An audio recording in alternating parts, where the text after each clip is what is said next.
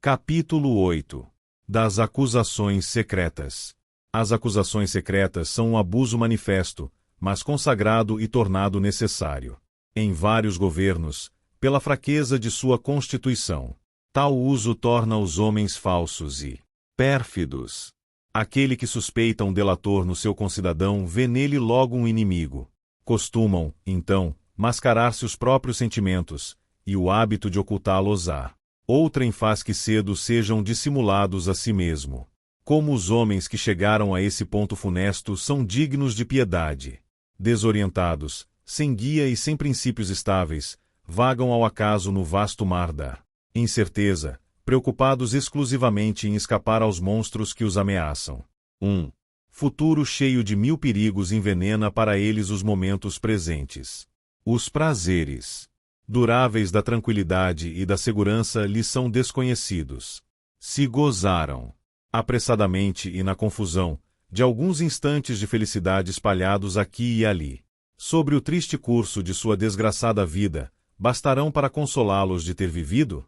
Será entre tais homens que encontraremos soldados intrépidos, defensores da pátria e do trono. Acharemos entre eles magistrados incorruptíveis, que saibam sustentar e desenvolver os verdadeiros interesses do soberano, com uma eloquência livre e patriótica, que deponham ao mesmo tempo aos pés do monarca os tributos e as bênçãos de todos os cidadãos, que levem ao palácio dos grandes e ao humilde teto do pobre a segurança, a paz, a confiança, e que deem ao trabalho e à indústria a esperança de uma sorte cada vez mais doce. É sobretudo este último sentimento que reanima os estados e lhes dá uma vida nova. Quem poderá defender-se da calúnia, quando esta se arma com o escudo mais sólido da tirania, o sigilo? Miserável governo aquele em que o soberano suspeita um inimigo em cada súdito e se vê forçado, para garantir a tranquilidade pública, a perturbar a de cada cidadão. Quais são, pois, os motivos sobre os quais se apoiam os que justificam as acusações e as penas secretas? A tranquilidade pública, a segurança e a manutenção da forma de governo. É mister confessar que estranha constituição é aquela em que o governo, que tem por si a força e a opinião, ainda mais poderosa do que a força, parece todavia temer cada cidadão. Receia-se que o acusador não esteja em segurança? As leis são, então, insuficientes para defendê-lo, e os súditos são mais poderosos do que o soberano e as leis. Desejar-se-ia salvar o delator da infâmia a que se expõe? Seria, então, confessar que se autorizam as calúnias secretas, mas que se punem as calúnias públicas. Apoiar-se-ão na natureza do delito?